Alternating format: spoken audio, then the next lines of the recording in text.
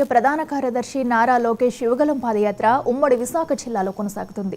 ఇవాళ ఆయన యలమంచిలి అసెంబ్లీ నియోజకవర్గం జీవీఎంసీ 82వ వార్డు యాదవులతో ముఖాముఖి సమావేశంలో పాల్గొన్నారు. ఈ సందర్భంగా యాదవులు లోకేష్ కు తమ సమస్యలు వివరించారు.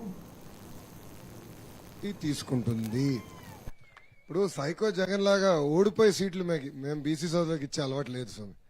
ఇప్పుడు 82 మంది ఎమ్మెల్యేలు మారుస్తున్నా అని చెప్పాడు కదా. ఇక్కడ ప్రజలందరూ కూడా ఈ విషయం ఒకసారి ఆలోచించాలండి.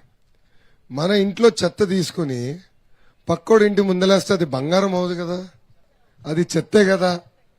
మళ్ళీ ఒక్క నియోజకవర్గంలో శాసనసభ్యుడు పనికిరాడు అని తేల్చిన తర్వాత ఇంకొక నియోజకవర్గానికి షిఫ్ట్ చేస్తే ఎట్లా పనికొస్తాడండి?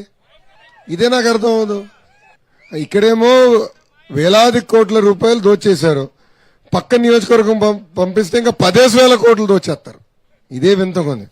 ఆయన అది కూడా పరిస్థితి ఎలా ఉందంటే గెలిచే సీట్లంతా ఒక సామాజిక వర్గానికి ఇచ్చుకుంటారు, ఓడిపోయే సీట్లంతా ఏమో బీసీ సోదరులకు వదిలిపెడతారు. అన్న కడప జిల్లాలో యాదవ సోదరుడికి ఎమ్మెల్యే సీట్ కేటాయించిన ఏకైక పార్టీ తెలుగుదేశం పార్టీ.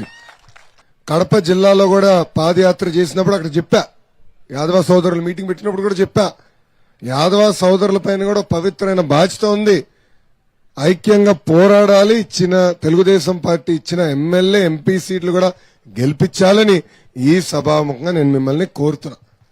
లేదంటే ఇచ్చిన 1-2 ఎంపీ సీట్లు గెలిపించుకోకపోతే ఏమవుతుంది తర్వాత? ఇంకా గెలవరలే ఎందుకు ఇవ్వాలంట. అది జరగకుండా చూసుకోవాల్సిన పవిత్రమైన బాధ్యత. రోడ్డు ప్రమాదంలో మృతి చెందిన ఎమ్మెల్సీ షేక్ సాబ్జీ మరణం